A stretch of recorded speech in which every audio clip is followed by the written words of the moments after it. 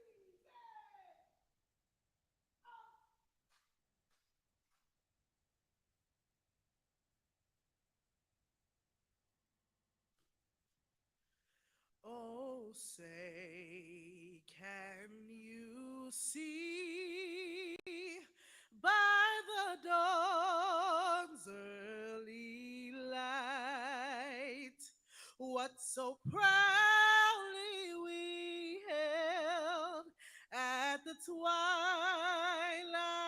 last gleaming, whose broad stripes and bright stars through the perilous fight o'er the ramparts we watched were so gallantly streaming, and the rocket's red glare, the bombs bursting in air, gave proof through the night that our flag was still there. Oh, say does that star-spangled banner yet wave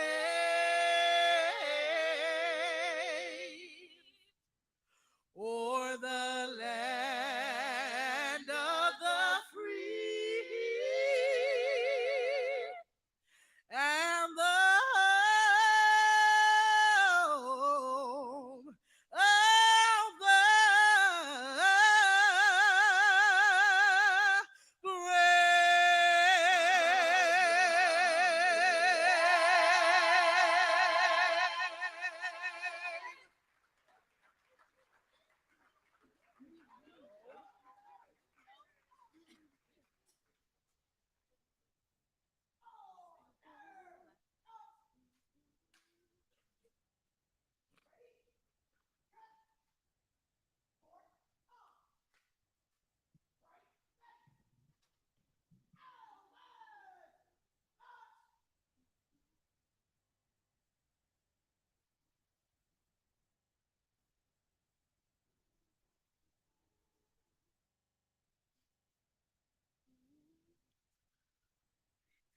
Lift every voice and sing till earth and heaven ring, ring with the harmonies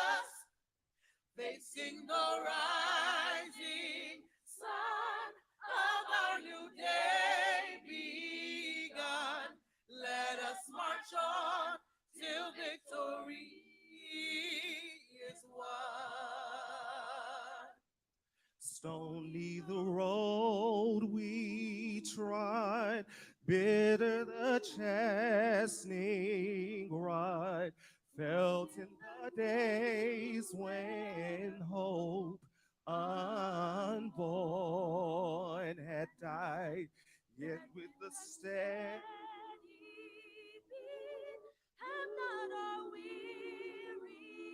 feet come to the place for which our Father sighed. we have come over a way that with tears has been watered. We have come treading a path through the blood of the Slaughtered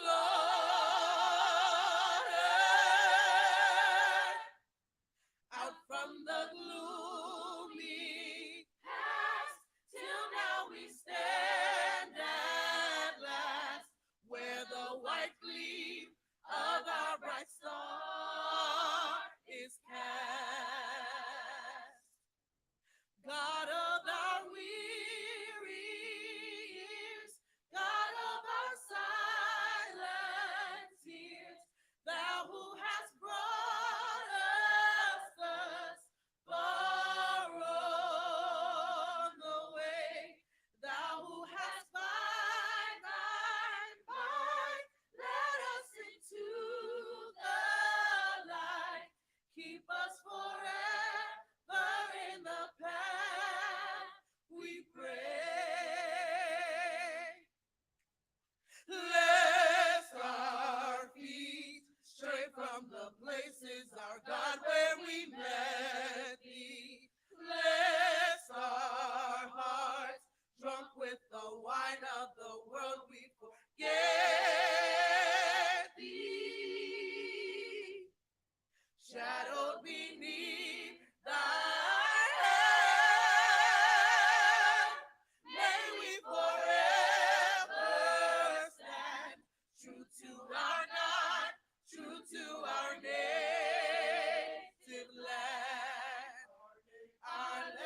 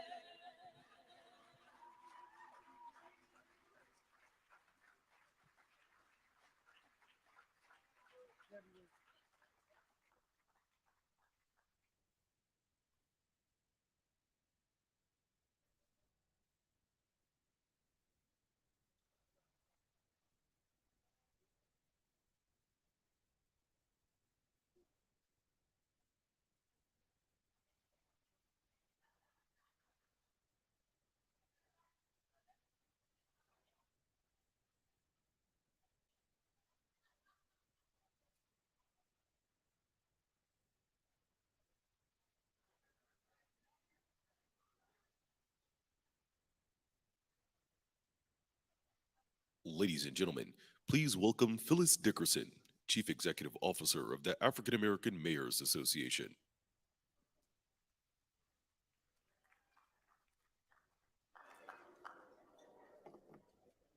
Good morning, everyone. And so we are so glad you made it. I know it's been a rough year. You made it through the storms and through the rain. The good thing is, though, you made it. By the time you leave here, you should have gotten information from federal funding so that you can meet each one of the federal offices that will be around today in the next couple of days.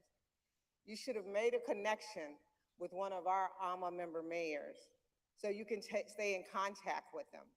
And hopefully you meet at least a few of our business council members so you can discuss further the opportunities for engagement in your city. I'd like to pause and take a moment to also thank the Peter Damon Group, who is our meeting planners, Mercury, who handles our national media, the Design Group, who you always get that great social media and newsletter from, and the Mayor's Roundtable, who is live streaming each of the meal functions today. So let's get started.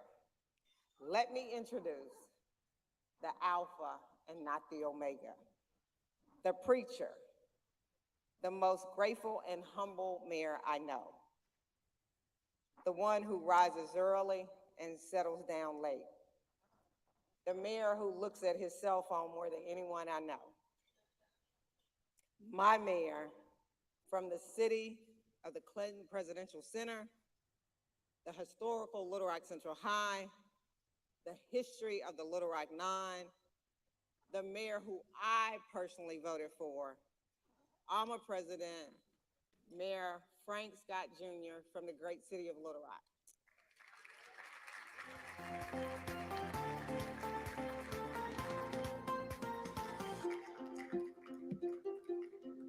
Thank you so much, Phyllis, and I do appreciate that vote. And got a chance to get reelected, and that is by the grace of God. I'm so grateful for that. To my fellow mayors and members of the Corporate Business Council, we are so grateful for each of you being here today, supporting our mayors, our cities who are all focused on equity and inclusive growth. This is a great time to be a mayor here across this nation. Many of the mayors yesterday spent time at the Vice President's residence with Vice President Kamala Harris. And it was one of the historical moments. If you understand the history about the Vice President's residence, it was once owned, the land was owned by Margaret Barber. Margaret Barber was the largest slaveholder and landowner of the time right before the Emancipation Proclamation. And to have 500 plus mayors and the first Black woman mayor right there, it was truly a hollow moment for our nation's history. So we share our appreciation to Vice President Harris, as well as the Biden-Harris administration, and so grateful for that opportunity. To all the Corporate and Business Council members who are here with us today, we want you to know how much we appreciate you because you help our organization not only survive and thrive, but sustain itself for the future as we continue to do more work for our nation's cities and to ensure that we have more Black mayors across this great nation.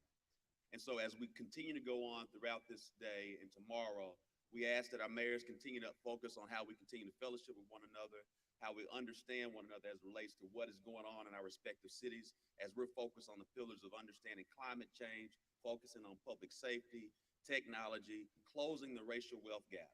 These are our goals. This is our mission as we continue to move forward together. Everyone have a great day. Thank you so much.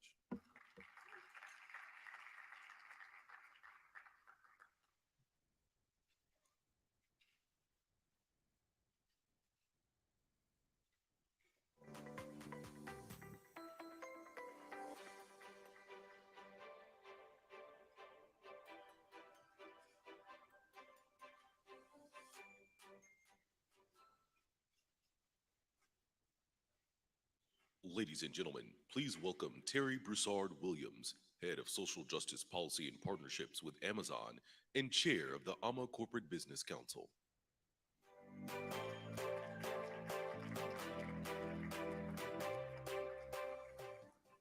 Good morning.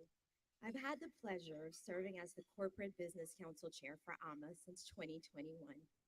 I am honored to have served in this capacity and confident that we've made strides together to improve the vitality and sustainability in cities across America. At this time, I'd like to welcome the Governor of Maryland, Wes Moore. Wes Moore is the 63rd governor of the state of Maryland. He is Maryland's first Black governor in the state's 246-year history and is just the third African-American elected governor in the history of the United States. In 2005, Moore deployed to Afghanistan as a captain with the 82nd Airborne Division, leading soldiers in combat.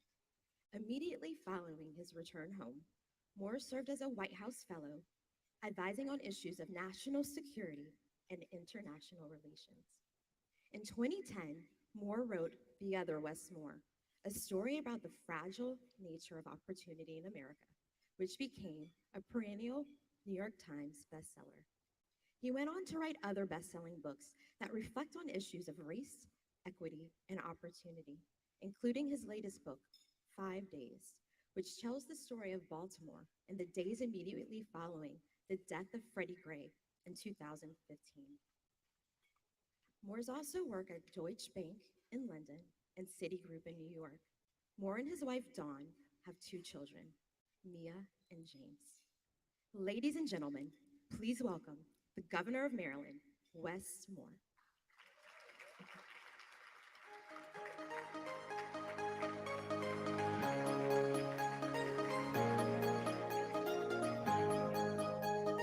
Hey, y'all, good morning. What's up, sir? Good morning, good morning. How y'all doing? It is good to see you. It is a blessing to be here. Terry, first, thank you so much for the fantastic introduction and for all the leadership that you all continue to show in Maryland and then beyond. I want to thank my frat brother, Mayor Scott. To all the alphas in the house, it's good to see you, good brother. It's good to see you.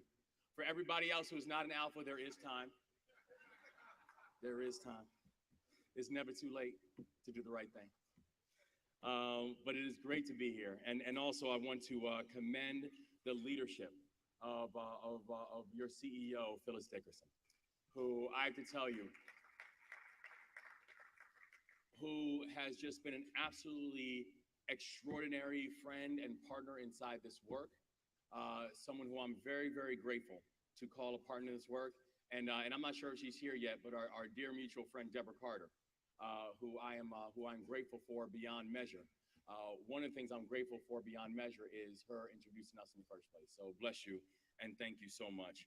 And it is nice being down here with y'all because this is a room of people who understand how to get things done. This is a room of people who understand that you don't get to pick and choose which issues you focus on. You don't get to wake up in the morning and say, well, this group I'm going to hear and this group I'm not. Oftentimes, the schedule that was prepared for you the day before will get blown up by that next morning, and you just got to deal with it. That this is not about having theoretical conversations about this policy or that policy. This is not about debating things like debt ceilings and whether or not we should actually pay the bills that we've actually spent. This is about the work. And this is about always remembering who it is we're supposed to be working with and who we're supposed to be fighting for. And I'm grateful for each and every one of you because this is a celebration of excellence and this is a celebration of service. That this room here, because the truth is, for many of us being here in the first place is an improbability. Because for most of us, you were sitting in seats that when these seats were created, you were not being thought about. For most of us, we are sitting in seats that many people did not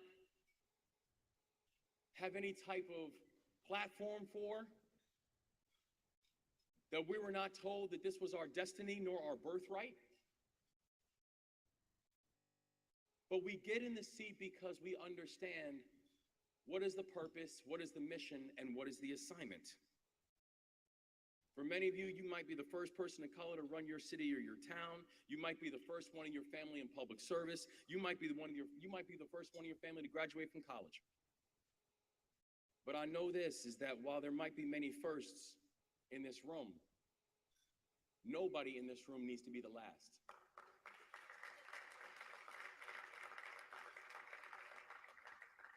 And by the way, that's me included. And I say this for this reason too, is that while I know that I am the only African-American governor currently in this country, I don't plan on being the only for long.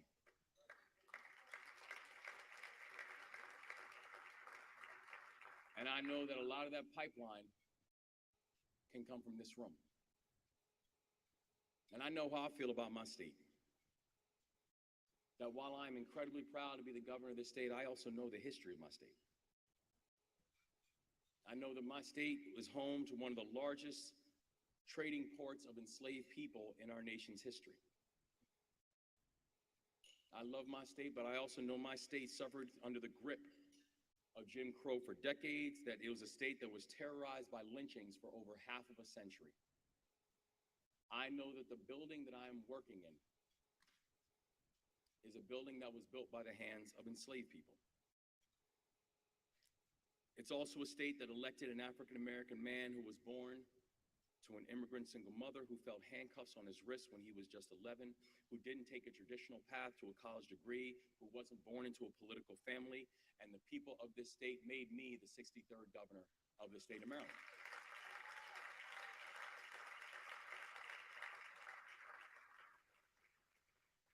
But I'm also very clear that making history was not the assignment. That's not the point. I'm very clear that the assignment is that in this moment, we're going to make our communities better and safer. That the assignment is that we are going to eliminate the racial wealth gap. The assignment is that we are going to end child poverty, and we are going to grow opportunities for our small businesses. We are going to advance equity unapologetically. We are going to protect the rights and liberties of our citizens, and we're going to build a better constituency and a better state for every person who lives here. That's the assignment. And that's what so many of you are doing right now. And I'm looking across this room. I'm looking at the fact that I can see my frat brother, Mayor Scott, over here in Little Rock, who has already created more than 8,000 jobs to date.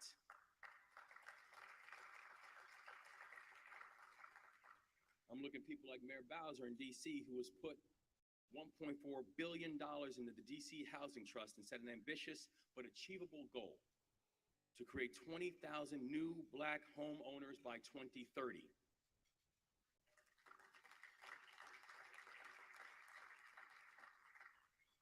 And I'm looking at my friend and I'm looking at my partner in the work, Mayor Brandon Scott from the great city of Baltimore. Okay, Baltimore. Who is pioneering a new guaranteed income program with a focus on ending poverty in our communities. This group thinks differently.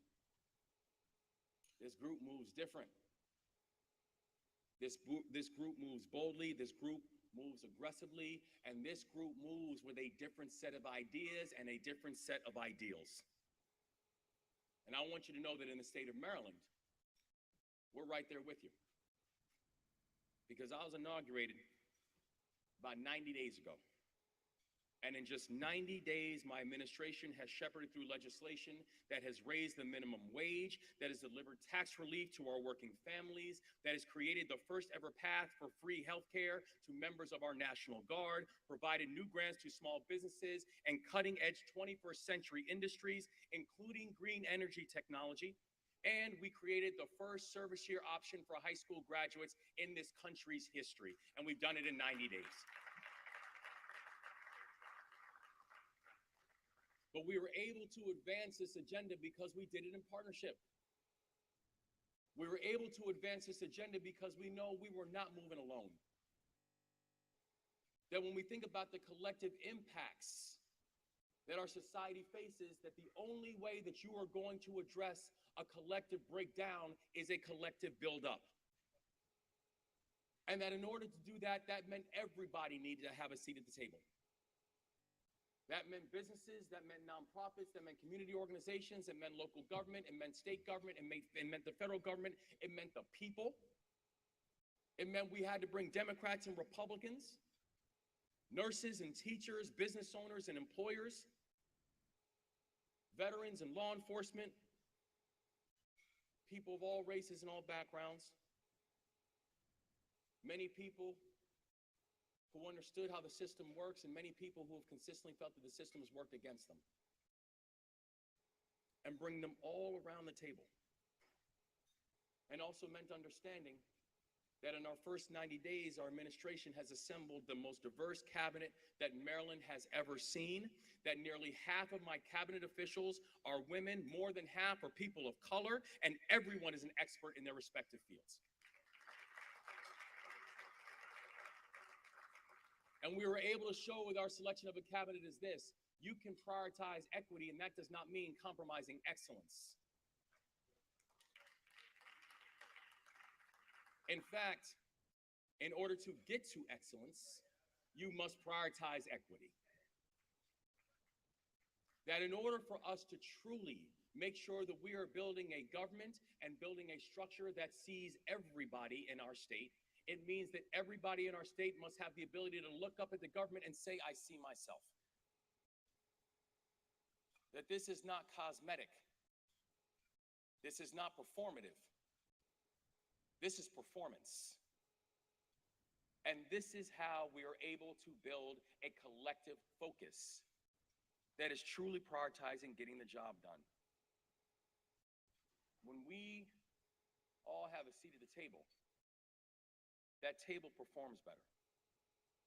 And together, we are going to build a table big enough so that we are not leaving anyone behind. Together, we are going to make sure that everybody understands that they are part of the conversation and not simply subjects of the conversation. That together we can actually tackle some of the biggest challenges, that together we know we can both acknowledge our history and not be restrained by it. And we can use that history as both a benchmark of understanding how far we have come, but how much further we still have to go. And together we can make sure that every single one of the kids who we are protecting, kids who we're working on behalf of, that they know that they are never in a room that they don't belong in. And every room that they are in, they are not there because of someone's benevolence. They are not there because of someone's kindness. They are not there because someone wanted to sprinkle a little diversity into the room. They are not there because of a social experiment. They are there because they belong there, and they are there because that room would be incomplete if they were not there.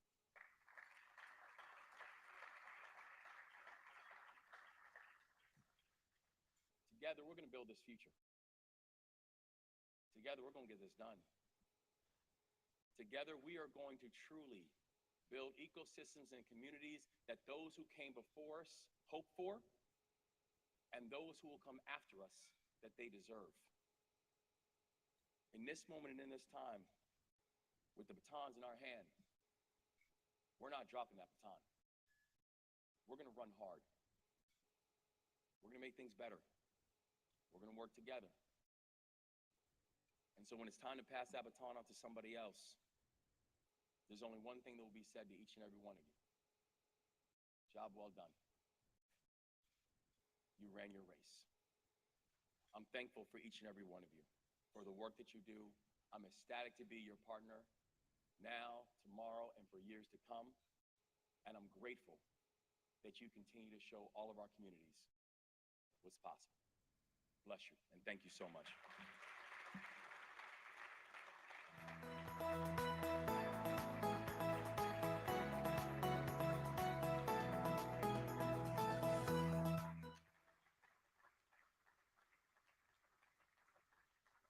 Bishop Craig Worsham, Senior Pastor of Agape Church of Los Angeles and National Director of Faith-Based and Community Partnerships for the National Association of Real Estate Brokers.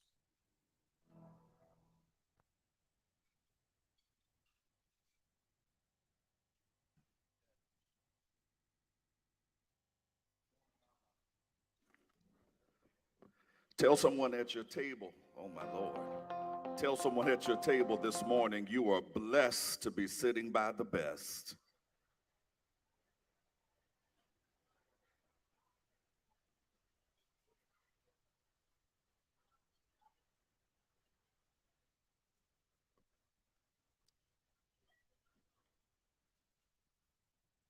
And before I pray, I want to give a personal prayer for those of you that have started eating your breakfast without saying Jesus wept. Let us pray this morning. Dear Lord, on this blessed, this bright and beautiful morning, we thank you for the quartet of your blessings: family, career, health, and a peace of mind. You have called each and every one of us in this space to be a blessed people. You have called us to be vessels of transformation. Therefore, today we boldly declare that yes, we will be the catalyst in our communities for equitable and inclusive growth. Here we are, Lord, today ready and willing to address and deconstruct the injustices of systemic racism, the poverty of some 140 million Americans, the denial of health care, the war on our economy, and the false moral narrative of religious bigots and nationalism. Calls us this day to be the repairers of the breach that will bring forth a great revival in our nation. Father, we pray that this revival will break out from Los Angeles to Long Beach, to Port Arthur, to Little Rock, to Manassas, to Miramar, to Mount Vernon, to the nation's capital, all the way to the African soil of Malawi. Please, God, this day grant us the wisdom, grant us the courage until the poor are lifted, the sick are healed, children are protected, and civil and human rights are never neglected. Grant us the wisdom in this hour, in this moment, until love and justice are never rejected. Grant us wisdom and courage for this hour until together we make sure that racial justice and economic justice and a living wage for your people and healthcare justice and justice for the homeless and justice for the poor are manifested here on earth as it is in heaven. And now, Lord, when our work is done, we will one day sing in unison, good Lord, I done what you told me to do. Amen.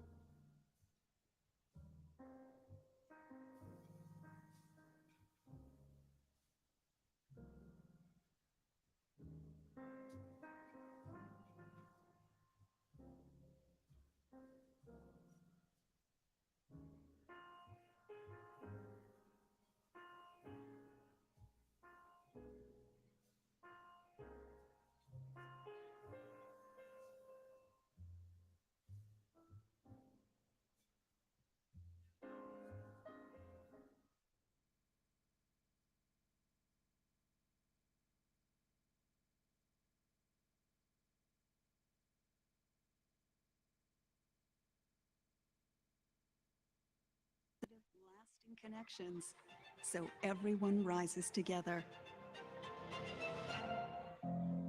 At HNTB, we make connections possible.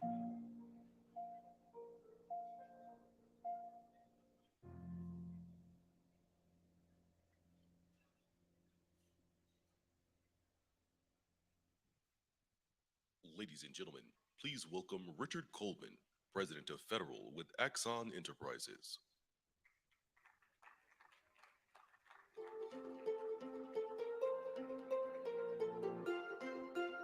Good morning.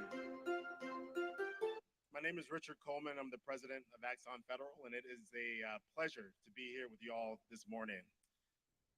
Our partnership with the African American Mayors Association is of extreme importance to Axon and personally really important to me as well. We really appreciate AMA bringing everyone here together to share our thoughts, share our ideas, to really think about how we can make our cities safer, more prosperous across the nation. Today, I have the distinct honor of introducing someone who needs no introduction. He is a leader in his community. He fights for his constituents. As the chairman of the Congressional Black Caucus, he is carving out a legacy of his own, working to ensure voices of African American communities are heard across the halls of Congress. He is a fellow father of three like myself, so I know he's busy. Without further ado, ladies and gentlemen, please give a warm welcome to Congressman Stephen Horsford.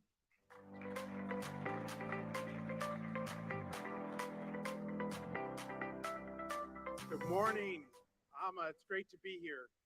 First, I would like to recognize all of the servers, banquet servers, the cooks who help provide the meals, and the wonderful hospitality. I'm from Las Vegas, and our city is built on hospitality. So definitely look forward to having Amma at some point in Las Vegas. I want to thank President Mayor Frank Scott from Little Rock, Arkansas,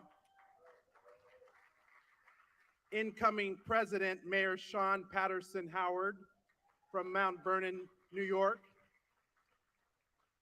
and of course, Phyllis Dickerson, the CEO, and all of the mayors with the African American Mayors Association for having me today. And I really am pleased to be here following my fraternity brother and Governor Moore for his tremendous remarks, because they really build on the work that we all are doing together as mayors, as governors, and as congressional members. And in the past 2 years, along with the Biden-Harris administration, the House Democratic Caucus, led by our new leader, House Democratic leader Hakeem Jeffries, the next Speaker of the House of Representatives, and the Unified Congressional Black Caucus, which is now at our largest number in history at 58 members. We've worked to deliver historic results for Black Americans and the country as a whole.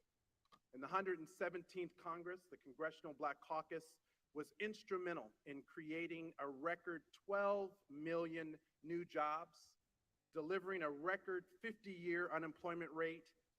We worked with you to lower inflation and ensure that Black communities that were disproportionately impacted during the pandemic were not left out, left behind, or ignored as we work towards this inclusive and equitable economic recovery. Together, Democrats passed the Infrastructure Investment and Jobs Act, the first law to address the collateral effects of climate change on the communities of color, to ensure clean, lead-free water pipes in affected communities, and provide funding for access to high-speed broadband in every state and in every community. Together, we passed the historic CHIPS and Science Act, which includes cross-agency STEM workforce diversity, equity, and inclusion provisions to create a more diverse candidate and employee pool and improve diversity in STEM fields. And together, we passed the historic Inflation Reduction Act that prioritizes environmental justice, which will allow us to accelerate clean energy and to ensure that clean energy reaches every one of our communities to reduce our country's greenhouse gas emissions and to provide environmental and climate justice block grants to all of our communities.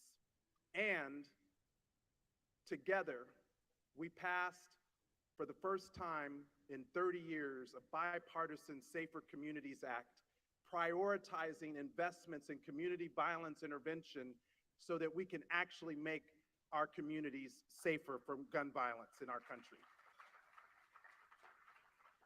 These are but just a few of the many accomplishments that we have delivered together for the American people, but we still have so much work to do.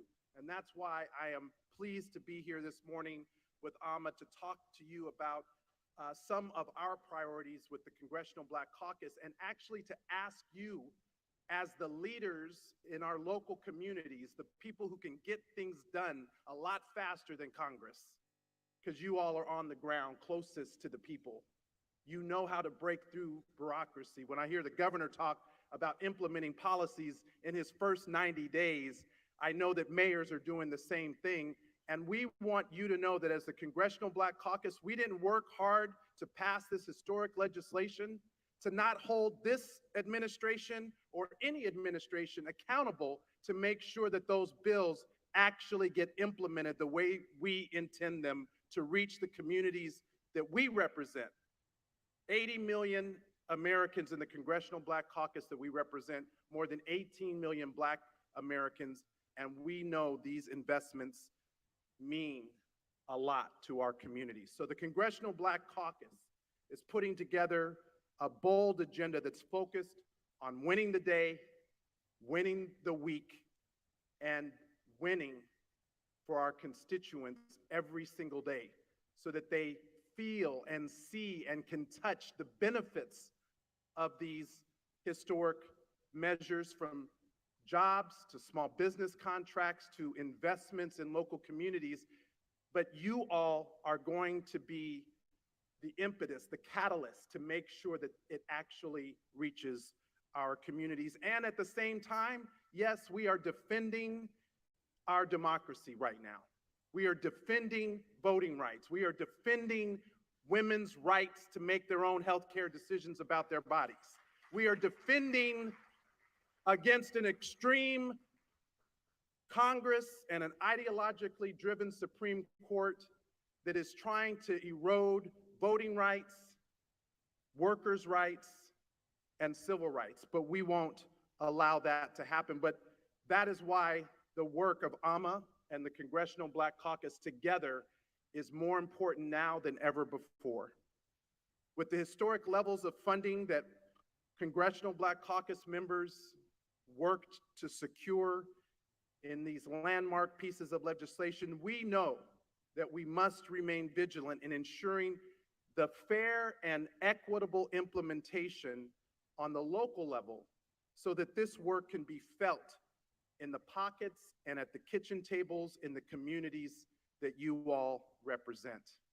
And so one of the first meetings that I held as the Congressional Black Caucus chairman was with Mayor Mitch Landrieu to discuss the implementation of these bills, and with John Podesta to talk about the climate provisions, and with Administrator Michael Regan to discuss the provisions in the EPA, because again, these bills are only as important as their implementation in our communities. And you know that. You know that many of them require plans that have to be submitted for review. You know that there are grants that have to be written. And we know that without partnerships with organizations like AMA, that the work will not get done in the way that it needs to get done. So the CBC is fighting to keep our communities safe and to create greater possibilities for Black communities around our country. Right now, we're focused on three core areas: housing, jobs, and justice. These are all issues that unite us and that our communities want their leaders to address. When mayors have strong partnerships with their congressional members, especially those in the CBC, we can maximize our efforts to implement programs on the local level more quickly, because as chief executives, you don't have to deal with the federal bureaucracy that slows down progress. I came out of the legislature in Nevada. When I came to Congress, it was the most frustrating thing that it would take year upon year to get a bill passed, let alone to get it implemented. You know how to break through that as mayors. That is why the CBC is honored to have a real partner in AMA. On the issue of housing, the Congressional Black Caucus will continue to fight to expand access to affordable housing and rental assistance, to boost wealth building and home ownership opportunities for all, and to combat the homelessness crisis with the urgency it requires. On the issue of jobs, the Congressional Black Caucus is working to create greater economic opportunities for many who have been shut out for far too long, who have been treated unfairly for too long, and who have been waiting too long for solutions. And finally, the CBC will continue to call for police reform to be passed in this Congress and are working to advance greater accountability, transparency, and better policing standards because no one should die as a result of a traffic stop, as we saw in Memphis with Tyree Nichols. No one should die when officers enter a home with a no-knock warrant, as we saw with Breonna Taylor in Louisville, Kentucky. Now, we have a long way to go to solve the issue of police misconduct, and our hope as we work with our colleagues on the other side of the aisle is that they will join with us in this work to put an end to bad policing, because bad policing should have no place in America. I support law enforcement and funding for law enforcement, but I also support holding officers accountable for mistreating Black lives.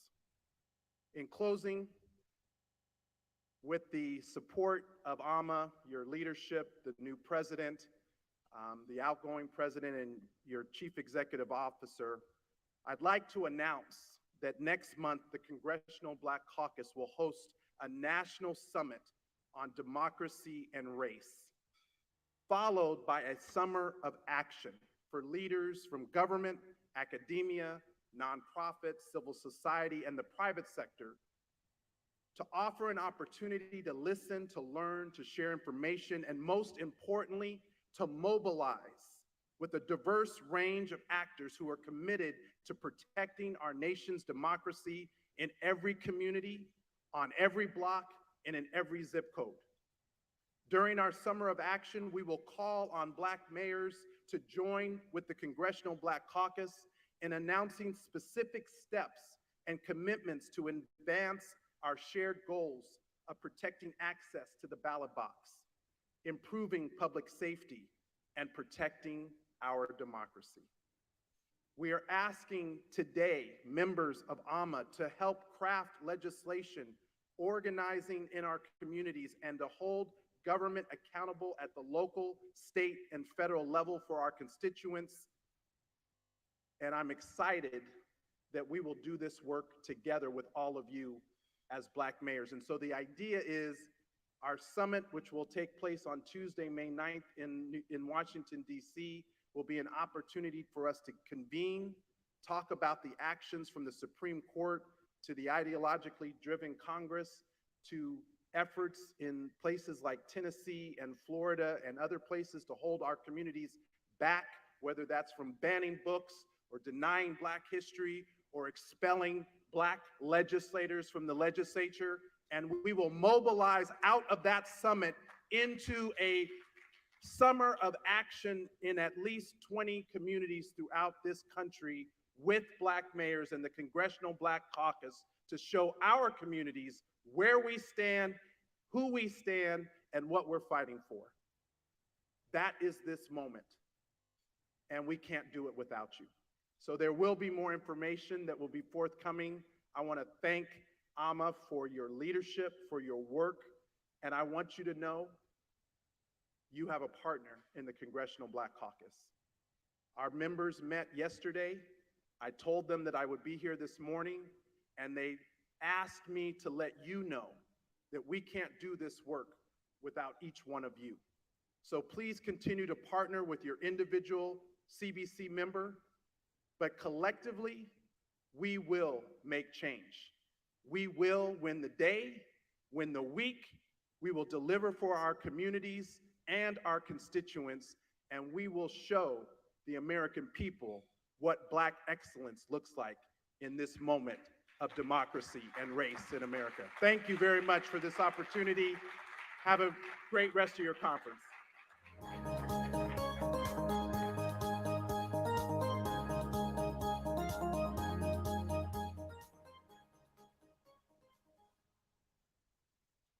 Ladies and gentlemen, please welcome Laisha Ward, Executive Vice President and Chief External Engagement Officer with Target.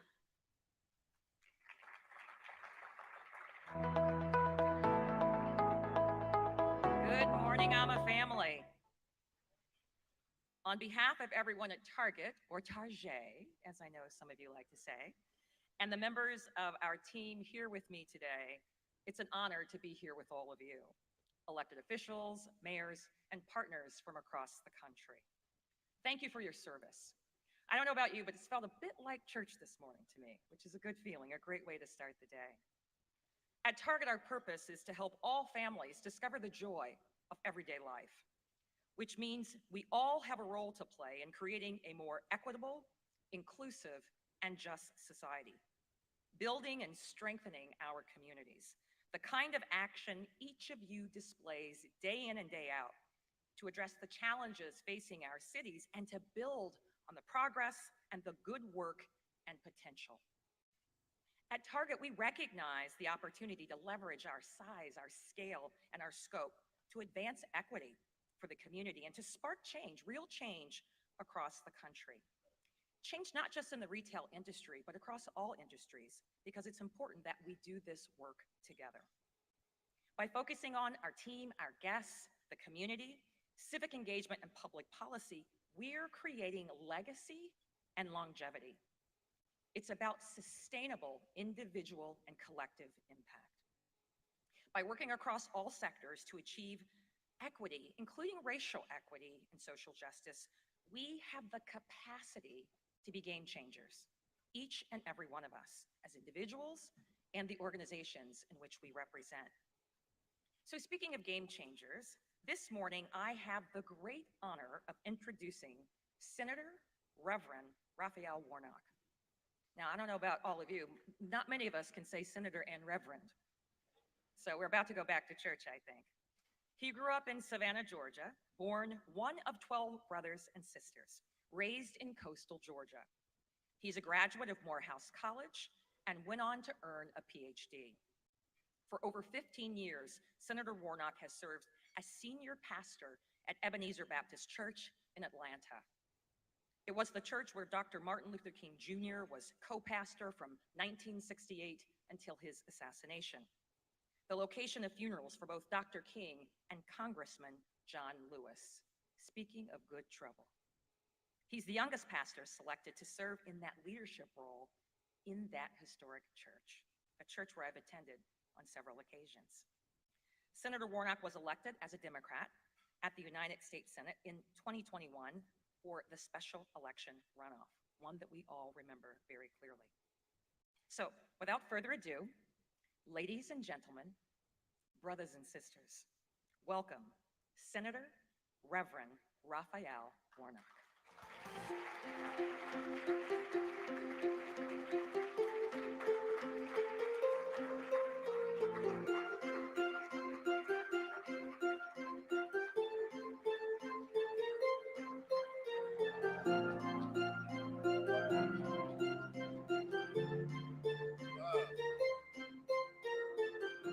Well, good morning, everybody. Talk back to me. I'm a Baptist preacher. Hello, everybody. It's wonderful to be here. It's great to be in this room with such a wonderful group of mayors. Thank you so much, Laisha, for your kind introduction. I can only think of one other time I received a more generous introduction. The person who was supposed to introduce me didn't show up. So I had to introduce myself. It's great. It's great to be here. Listen, so grateful to the African American Mayors Association and your leader, Mayor Frank Scott, that I got a chance to talk with a little bit backstage. Mayors are the tip of the spear. You're on the front line. And the work we do at the federal level is just to support you, really, in your efforts. But I have nothing but respect for mayors. You're almost like that person answering the phone, 911, constantly putting out fires and responding to issues on the front line. And we've got to do everything we can at the federal level to help you to succeed.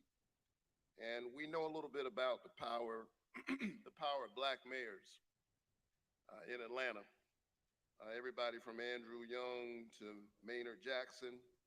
Very proud of the work of our current mayor, Andre Dickens. And I understand my hometown mayor, my mother's mayor, down in Savannah, Georgia, is somewhere here, Mayor Van Johnson. Grateful to Mayor Deanna Holiday Ingram of East Point and Stone Mountain's Beverly Jones and Union City's Vince Williams, City of Stonecrest Jasmine Cobble, and Forest Park, Angeline Butler. Give a round of applause to all the Georgia mayors and all the mayors in the House. Give yourselves a round of applause. Thank you.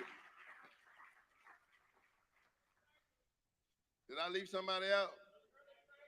Oh my, I didn't know the great Shirley Franklin was in the house. Good to see you, Mayor Franklin.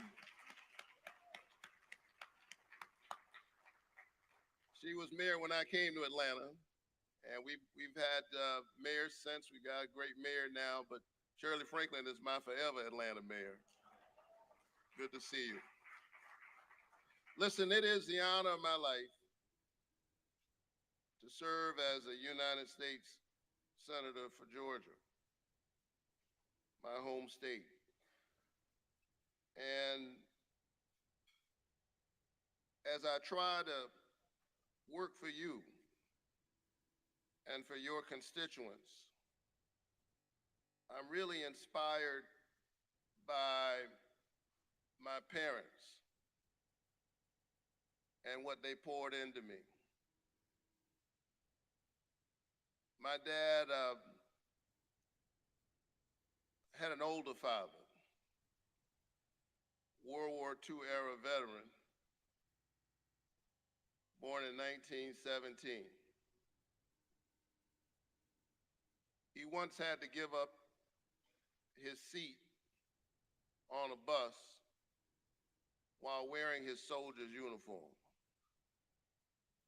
because the skin he was wearing was more consequential in the minds of some than the uniform he was wearing. But he never allowed himself to be succumbed by bitterness. He kept the faith. He's a part of that generation of Black Americans who had to believe in the country before the country could believe in us. Loved America with the hope that one day America would love them back. And on their shoulders, all of you and all of us stand, right? My dad was a preacher and a junk man.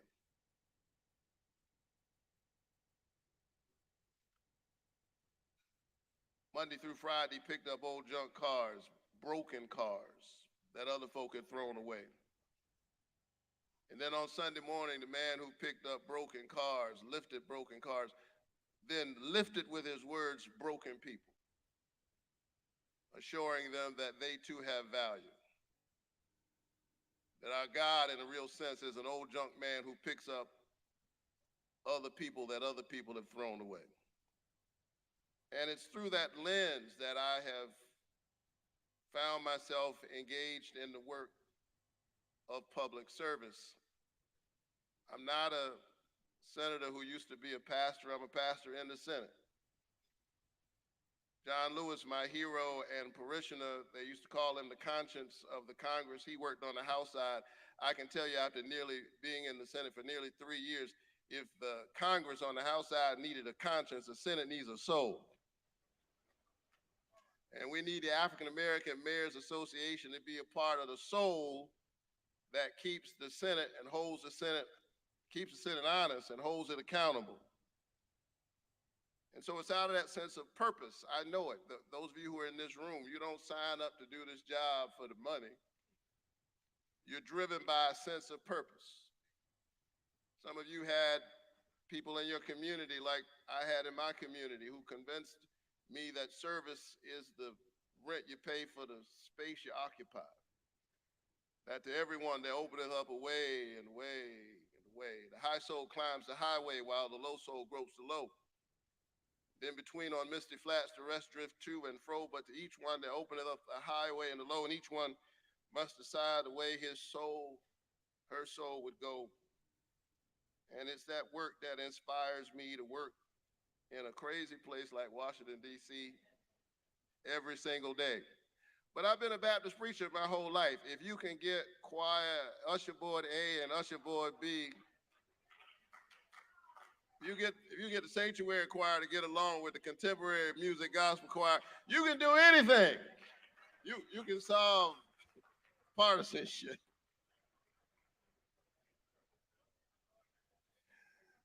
And so maybe that's why I was ranked last Congress as the 18th most bipartisan senator in the Senate.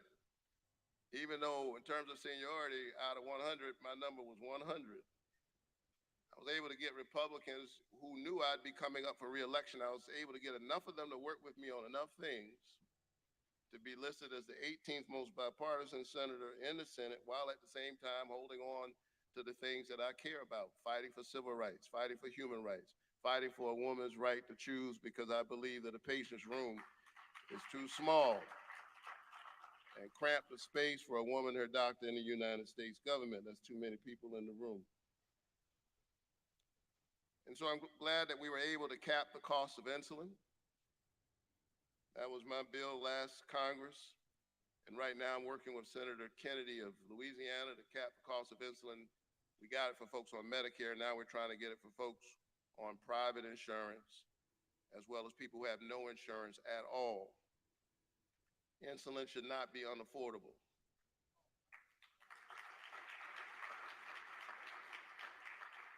Here's a drug that was invented 100 years ago. 100 years ago. The patent was sold for $1.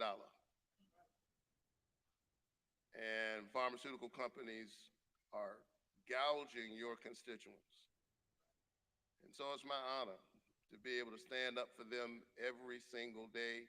There's no disconnect between my doing that work and the work I do on Sunday morning, because on Sunday morning I preach in memory of somebody who healed the sick, even those with pre-existing conditions. That's what leprosy is, pre-existing condition. Never billed them for his services. And so that's the work that I'm honored to do in the Senate. I think we have a path where we can get this bill passed, cap the cost of insulin.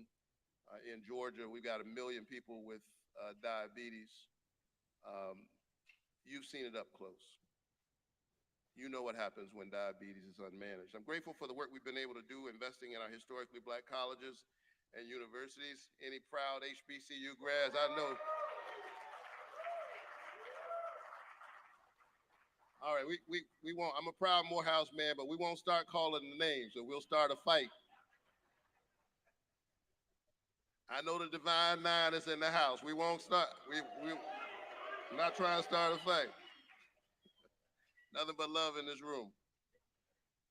Grateful for the work that we've been able to do with strengthening farmers, particularly black farmers. Black farmers have dealt with a long legacy of historic injustice. We were able to secure debt relief for them, and know that I will not rest. Me and my partner on this effort, Cory Booker, we will not rest until we get our black farmers the support that they deserve. It's been a long time coming, but I still believe a change is going to come. I've introduced bills dealing with affordable housing, because housing is dignity.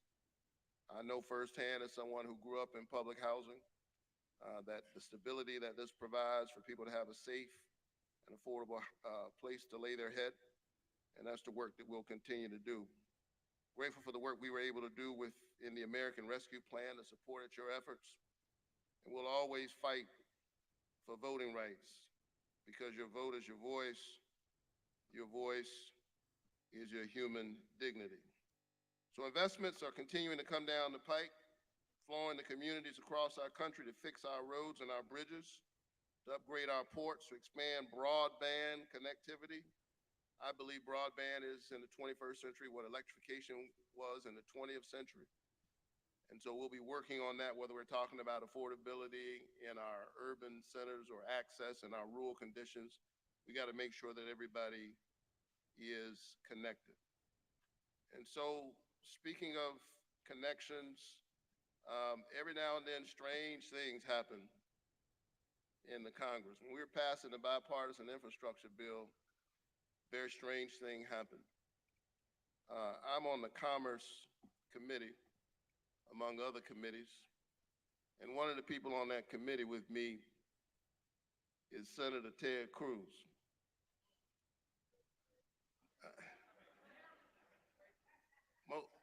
most of the time, I'll admit, when he's talking, I'm saying to myself, really?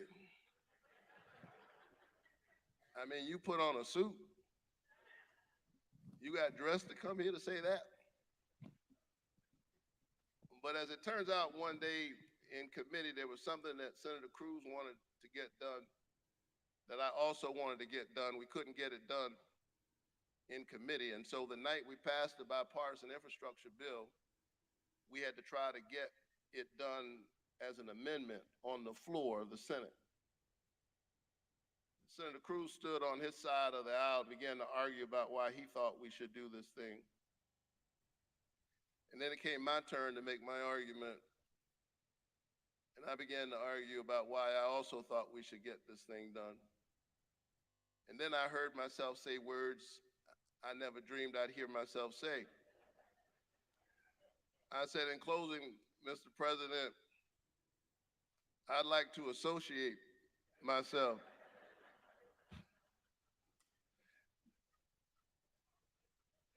took a long pause I'd like to associate myself with the words of the senator from Texas, said it real fast.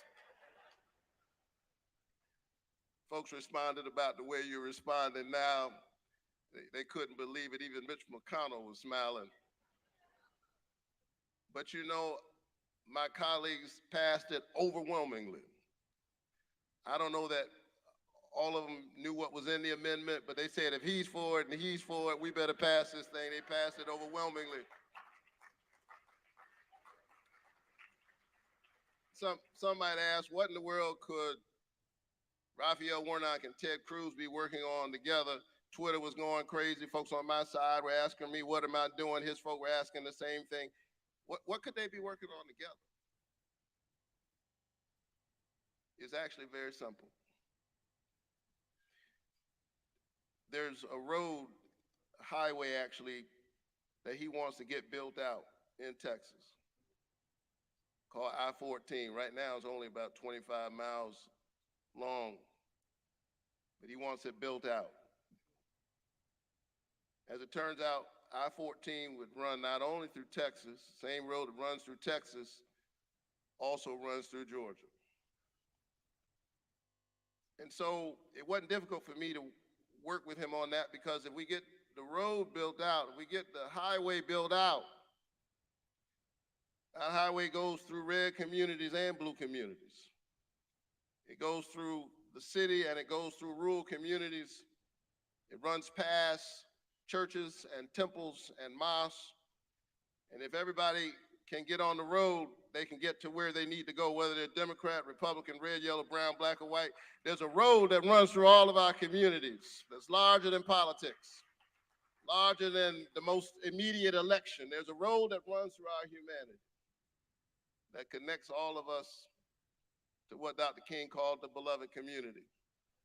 So thank you, mayors, for building out that road, both literally and figuratively. Thank you for being on the front line. Thank you for the work that you do every single day, and very often it feels like a thankless job. I want to encourage you to keep doing that job, inspired by the words of scripture that says, there is a river whose streams shall make glad the city of God, the holy place of the tabernacles of the Most High. God is in the midst of the city, and God will help it when the morning dawns. Keep doing the work. God bless you. Keep the faith. Keep looking up.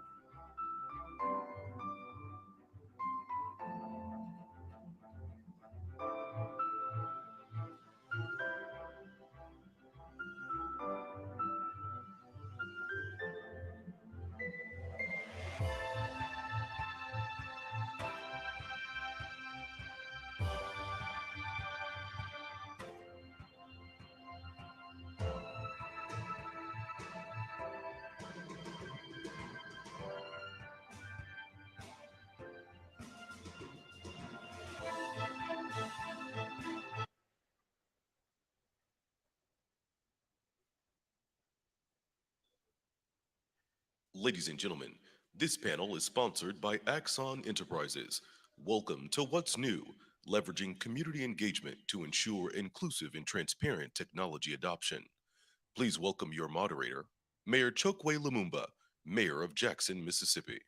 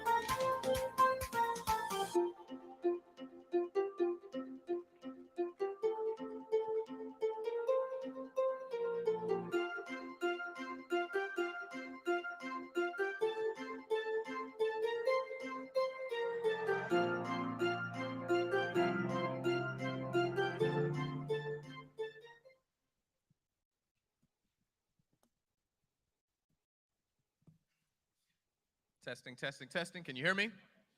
All right. Good morning. Good morning. All right. That helps me. Listen, glad to have you all here as we have this very important discussion around public safety and technology and how it relates to our ability to be more transparent in our policing practices. We all know that in our communities, we deal with the dynamic of not only how we make our community safer, but how we are accountable in our policing practices and what the vision of public safety looks like. I had an opportunity backstage to have a very robust discussion with our panelists here. Please give them a round of applause. We talked about a little more than just the issue of public safety, so some other things come out and I go off script.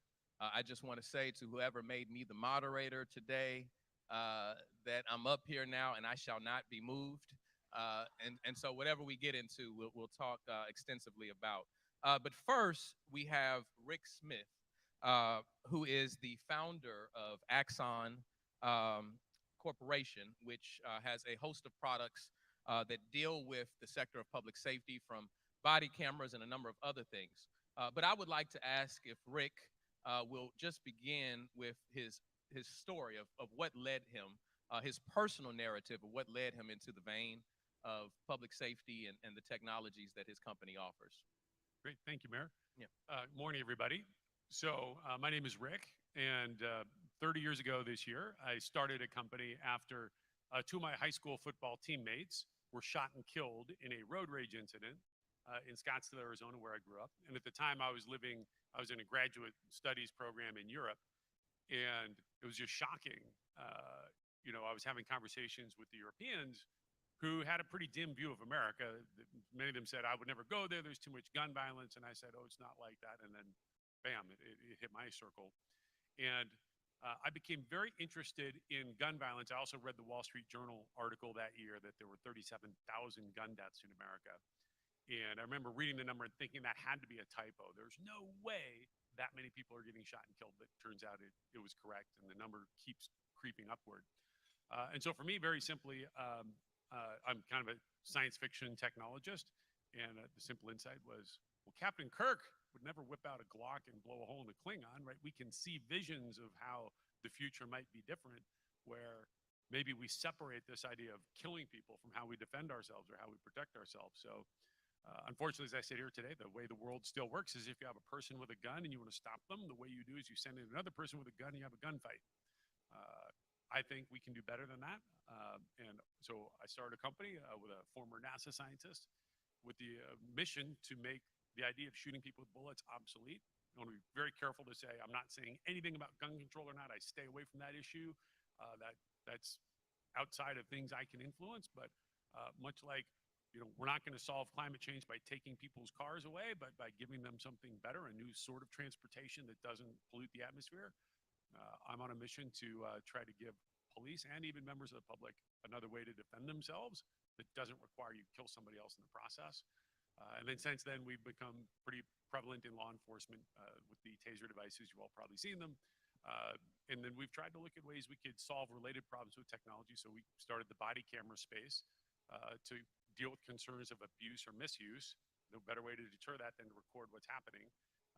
And so, anyways, I'm honored to be up here, and with all of you mayors, we're probably working with your police department, and would love to hear your insights on particularly the role we can play, which is how does technology fit into these social problems, and what can we do to help ameliorate them? I appreciate that. First of all, when you started, you said you were having a conversation with Europeans. I didn't know where you were going with that. Never mind. I digress. I'll stay away from that. Rick, you and I have had an opportunity to sit on a panel together. And so I've heard a little bit about this notion of moonshot and the goals around moonshot. Can you please explain to our audience today what exactly that is, what the pillars, the goals and objectives of moonshot is? Awesome. Thank you. So, yeah, about 6 months ago, we have been studying this problem that we're working on, and ultimately we came to conclude the best way to accelerate progress would be to set in a measurable goal. And so a lot of people take inspiration from the Apollo moonshot program, right? In 1962, President Kennedy says, hey, by the end of the decade, we're going to make it to the moon. And so that has become a paradigm for very hard problems, but if you can find a pathway to get there. And so specifically, I've been digging in the numbers very deeply, and we believe there's a path to actually take gun-related deaths between police and the public and cut them in half over the next decade. And that's not a number we picked out of the air. I've been personally reading through the Washington Post database of officer-involved shootings, looking at the dynamics of those cases, and ultimately we think there's sort of three elements to get there. One is we need to give officers different tools besides just guns that are very effective. New types of training like virtual reality, where we can put officers into more realistic situations at a very low cost. And then the third element is really around what we call truth. So it's technology, training, and truth also means data. And so this is how do we create better use of force reporting systems, more transparency with the public to sort of improve that relationship, to hold police both accountable when they do the wrong things and defend them when they're doing the right things. And so we think across those three, we see a pathway to take this trend of gun deaths going up in policing and take it the other direction. And so we set a measurable goal, and it's by 2032 that we want to see levels half where they are now. Appreciate that. Next, we have Shannon Moore, and Shannon is the Senior Manager of the Global Strategic Community Impact Team. And so, Shannon, I'd like for you kind of to share a little bit about your work, but also in doing so, can you talk about, can you share with us all that you do with the importance of the company? We'd also like to hear about how you're partnering with our mayors and other national partners to support your team and their constituents around public safety technology. Yeah, absolutely. So our team is fairly new. We were formed post the murder of George Floyd a few years ago, and Axon wanted to make a commitment to deepen our relationship and partnership with communities and making sure that we're bringing the voice of the community into Axon and being a stronger and more accountable partner to the public. And so it really built a capability in the company that we hadn't had before to have these types of relationships and proximity to the public and mayors like yourselves and different business partners. And so our work is twofold. We call it inside-outside work. Our inside work, our internal work, is with our Ethics and Equity Advisory Council in the US and UK that we've built. And I won't talk too much because we have Broderick here on the panel who'll talk more about it. But at a really high level, they work closely with our product teams to build a culture of racial equity within how we're creating products at Axon. But externally, we are working, like I said earlier, to be in proximity and in community with communities. And so having partnerships where we're learning what are the needs of mayors and their constituents and engaging public safety tech. And so that really looks like just being more transparent and, like I said, more accountable. Our technology is in neighborhoods, it's in communities. So education is a huge pillar for our team.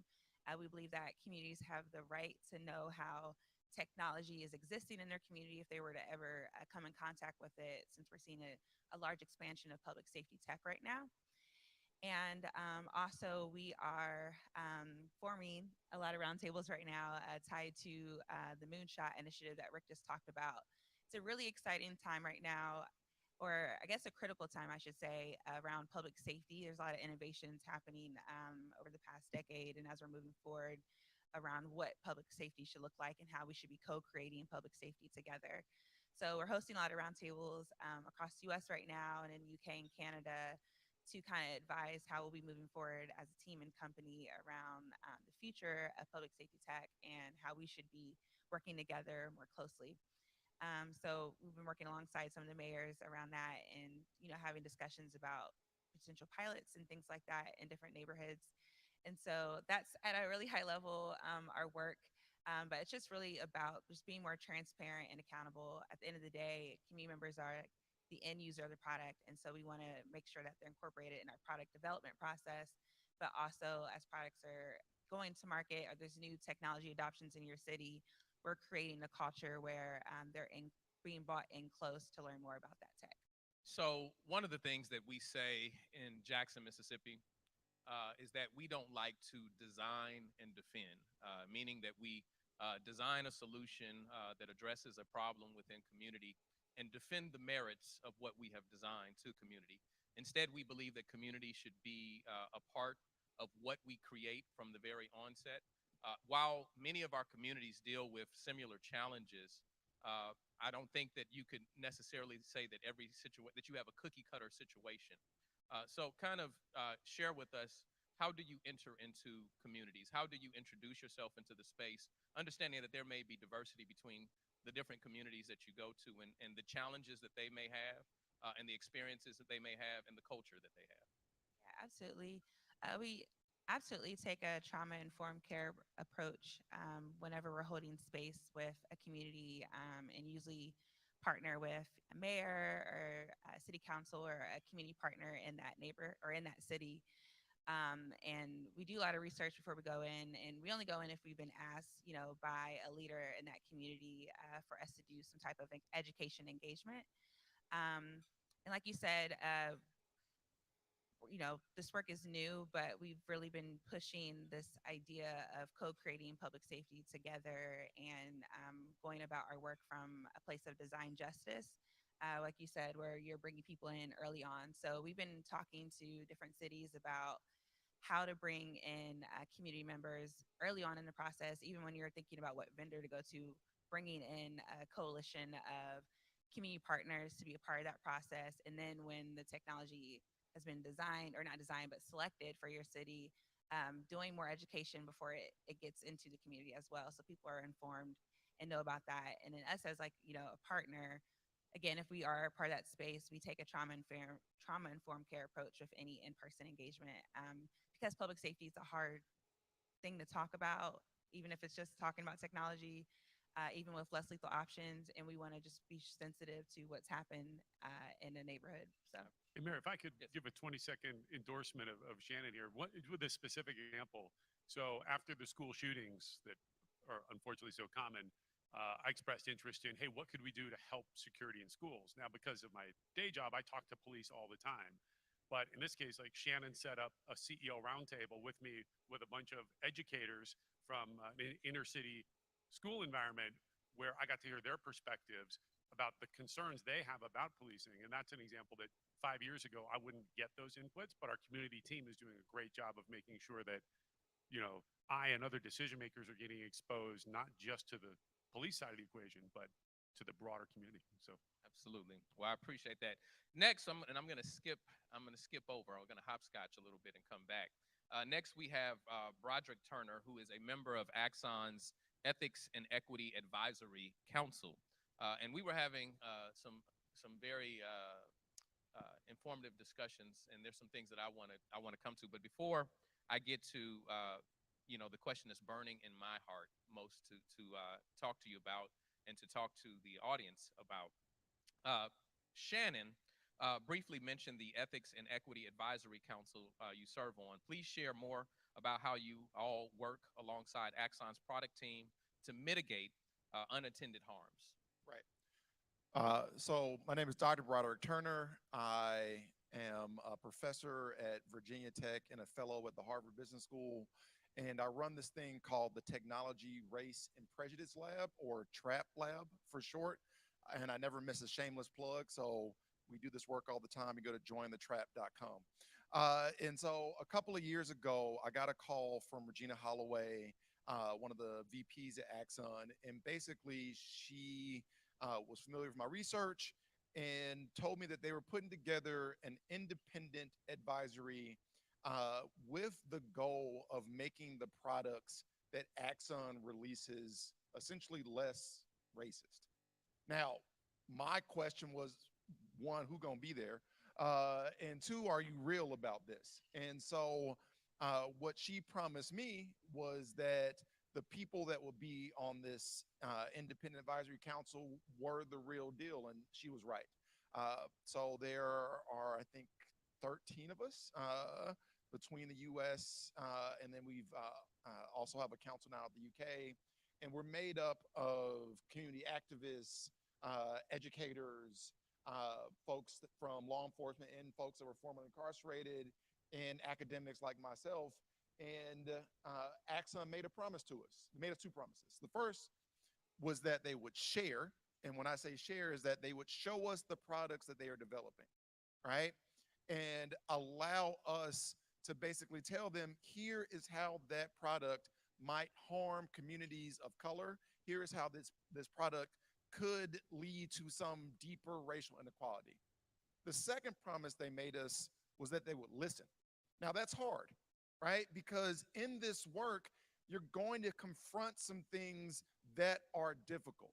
My view on race and racism and technology is, one, that race is imaginary, but two, racism is real, and three, that the default is racial inequality, right?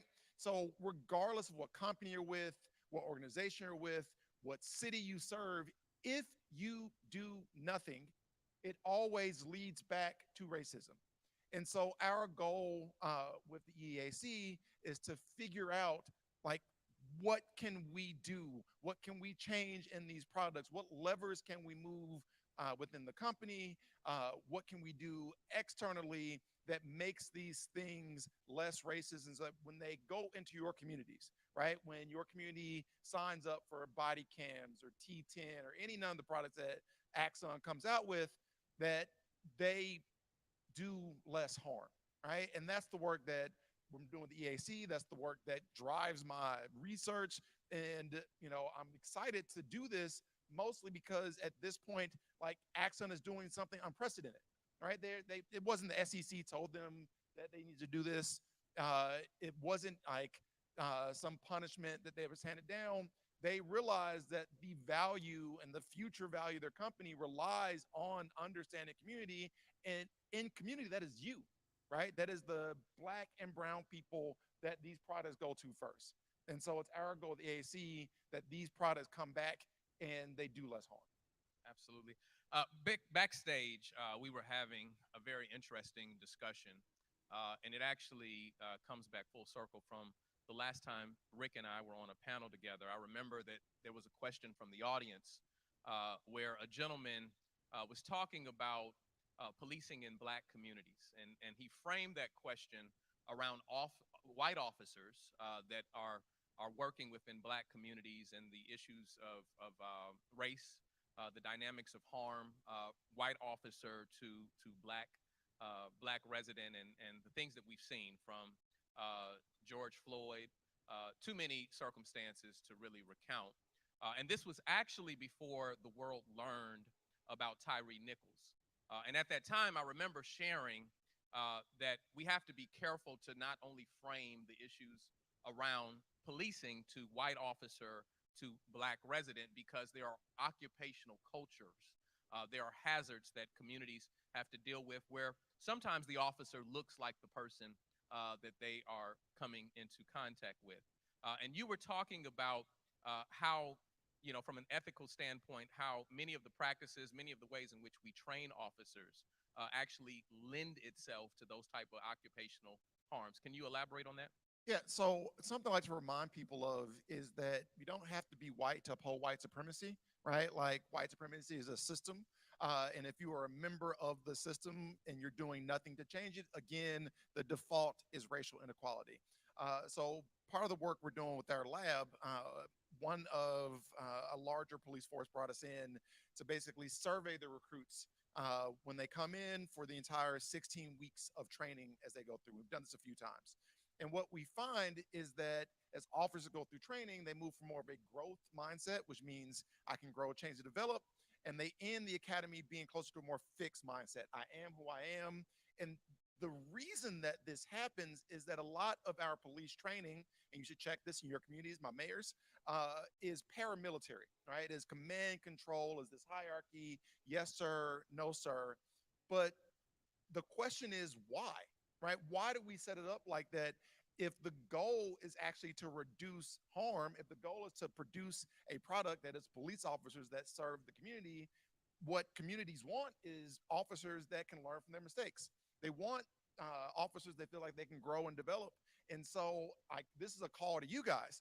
If you don't know like the syllabus of your police training, then you are again just letting the default happen, right? And there are some things you can do to change the default, right? And again, like you said, in Jackson's 83% black, right? Your police force is probably the blackest city in the nation. I heard that money earning Mount Vernon tried to come for our title.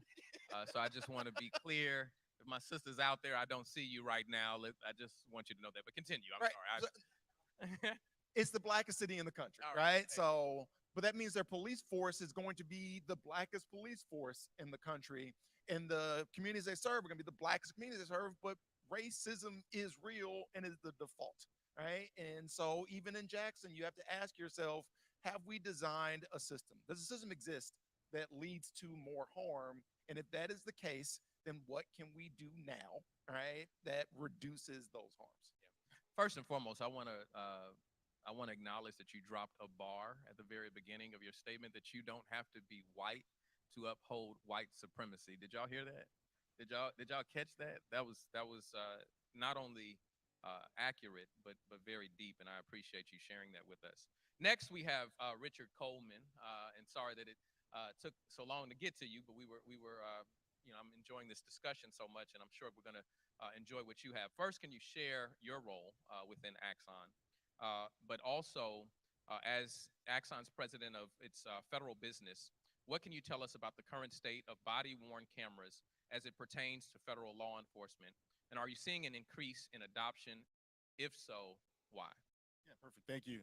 And so Rich Coleman, I run the federal business for Axon. At a high level, when we think about body cameras, you have to think about what you're trying to solve. Body cameras are all about accountability, transparency. Those are ingredients for what you're trying to get between law enforcement and the communities they're serving, right? They're ingredients for trust. They're ingredients for building the bond and the relationship. If you look at 21st century policing, state and local law enforcement, they've had body-worn cameras for years.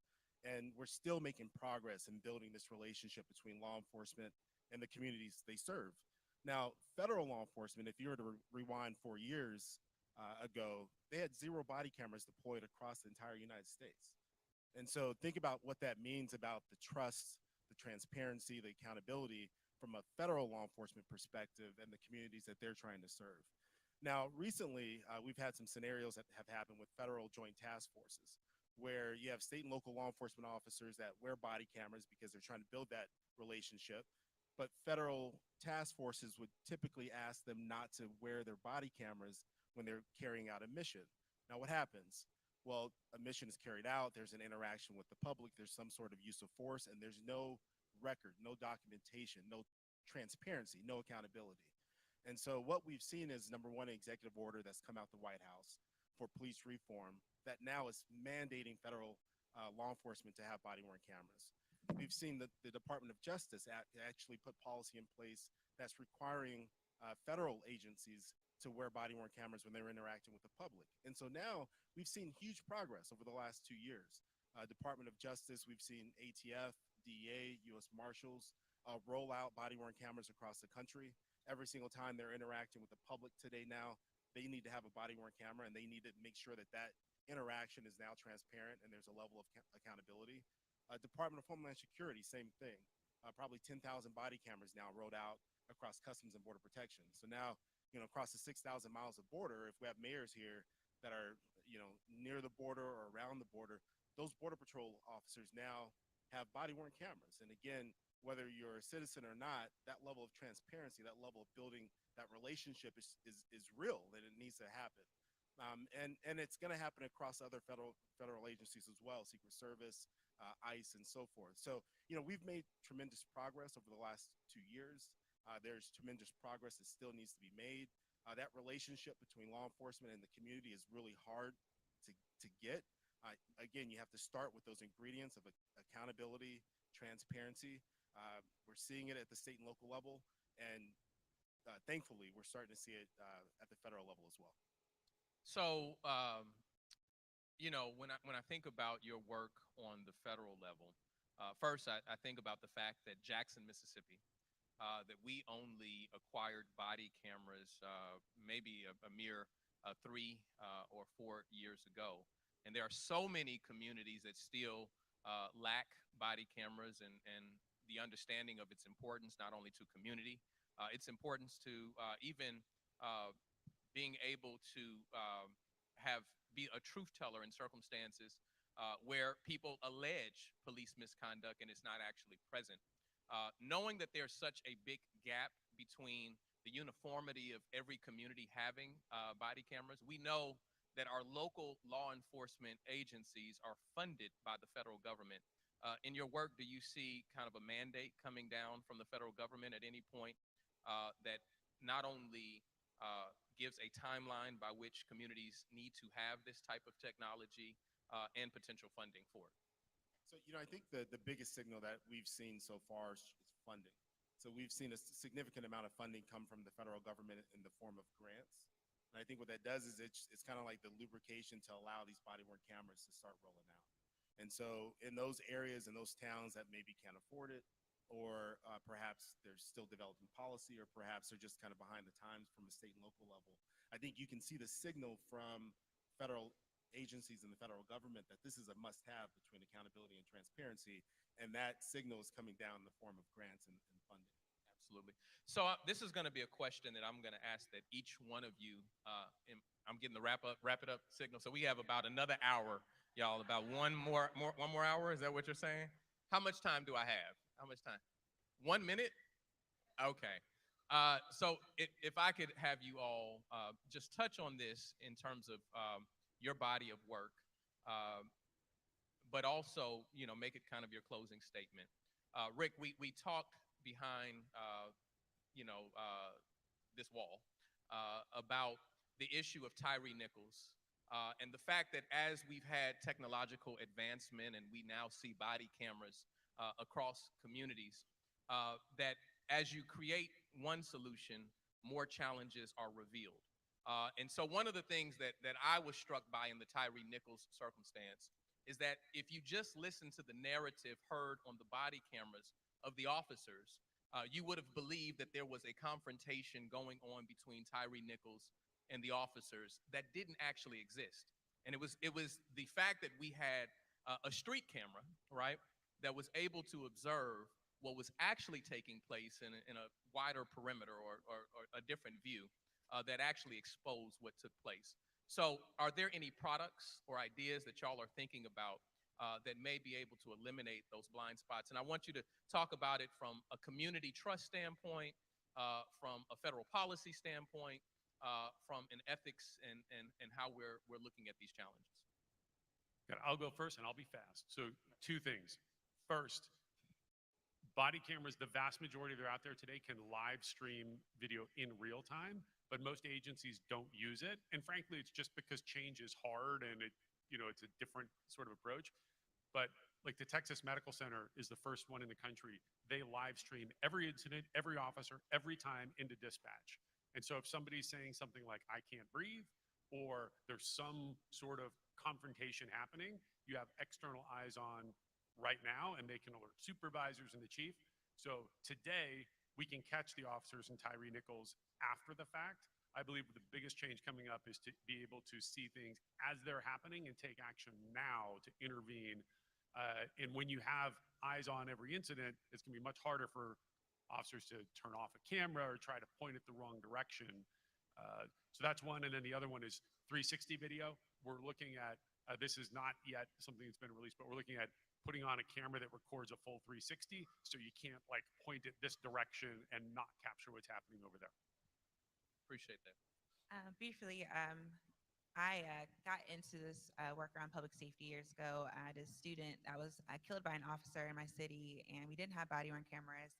And we have them now in our city, and like you said, we're learning that there's things that we need to further do with policy and other issues to continue to build trust in how we're innovating with communities. And so, from my standpoint, on our team, is to continue to make sure that as we're generating ideas, that we are eliminating blind spots by having impacted communities a part of that process, to think about all these ways that we want to see the technology evolve and what we may not be thinking even as engineers at the company or for other public safety tech companies.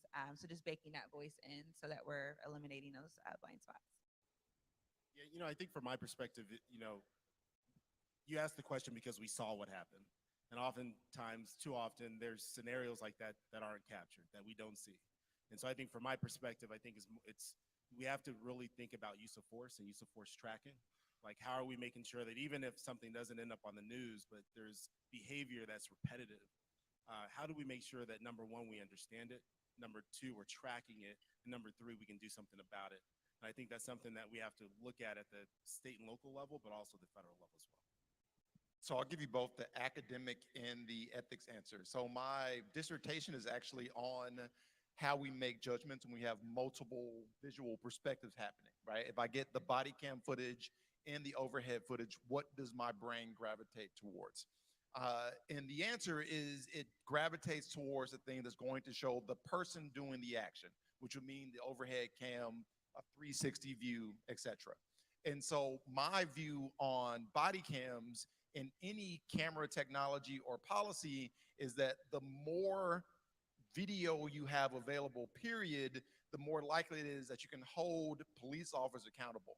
And we analyze, I think, 8,000 of the last 8 years of police involved shootings that lead to death. And what we find is that any camera available changes the level of accountability that officers are held towards, right? So if you have policies in place where you can make it legal for citizens to record police officers, do that. If you can get more of your officers wearing body cams, so that if two cops show up, you're getting both perspectives, do that. If you can make it so that everything's being recorded all the time, do that. These are things that you can do as mayors right now to basically increase the accountability for your officers, and it's backed by science that would say that's the way to go. So anytime we're having a discussion on public safety, it's not only a difficult conversation, but it's certainly a difficult conversation to have within a limited time frame. I think y'all have done an amazing job illuminating what your area of work and the challenges we have in our communities. Please give our panelists a round of applause.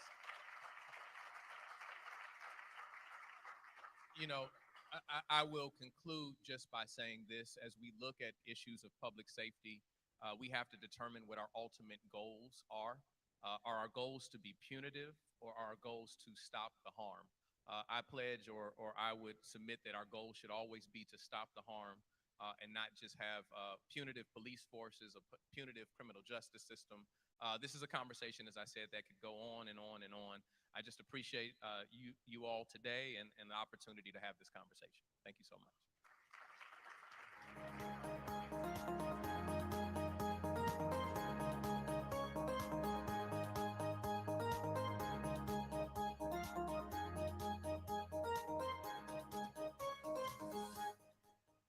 Ladies and gentlemen, please welcome Mayor Frank Scott Jr., Mayor of Little Rock, Arkansas, and President of the African American Mayors Association.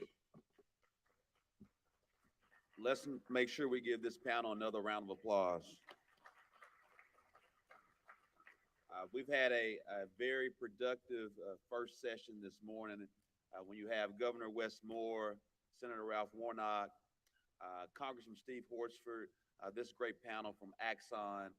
It's a lot of things going on here today as we kick off the African American Mayors Association annual meeting. Directly across from this hall, the American Beverage Association will be having their panel and workshop working across all sectors, providing healthy food options. We ask that you all exit. Please support the American Beverage Association's workshop that starts immediately following this first session. And please support all workshops. We have a number of different workshops that members of our Corporate Business Council are supporting, and we're supporting them. We're very grateful for that. Again, please, when you leave out of here, do your best to walk across the hall. It's not even 100 steps. I mean, I'm looking at it right here. I know you got phone calls to make, emails to check. I saw some of y'all checking your email as well. So that's not an excuse. Go across the hall.